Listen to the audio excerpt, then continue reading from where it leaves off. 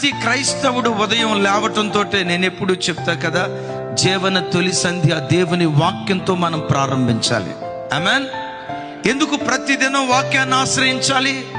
ఎందుకు వాక్యం దగ్గరికి వెళ్ళాలి? ఆ వాక్యాన్ని చదువుకుంటూ ఆ వాక్యముతో నిన్ను నీవు పరిశుద్ధపరుచుకోవాలి.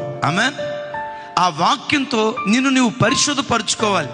ఏ వాక్యం అయితే చదివావో ఆ దినమంతా ఆ వాక్యం నీ హృదయంలో పొంగి పొర్లుతూ ఉండాలి. వాక్యం ఎంత శక్తిభరితమైనదో చెప్పంటారా? ఆ వాక్యం నిన్ను నిర్దోషమైన వాడిగా, మహిమ కలిగిన వాడిగా, కళంకము లేని వాడిగా, డాగు మచ్చ ముడత లేని ఓ నిష్కలంకమైన పెండ్లి కుమార్తెగా దేవుని ఎదుట నిన్ను నన్ను నిలవబెట్టగలిగిన శక్తి జీవము కలిగిన దేవుని వాక్యంలో ఉంది. గట్టిగా చెప్తాం ఆమేన్. ఎప్పుడు హృదయ క్షేత్రాలు వాక్యం పొంగి ప్రవహిస్తూ ఉండాలి. ఒక అద్భుతం తెలుసా?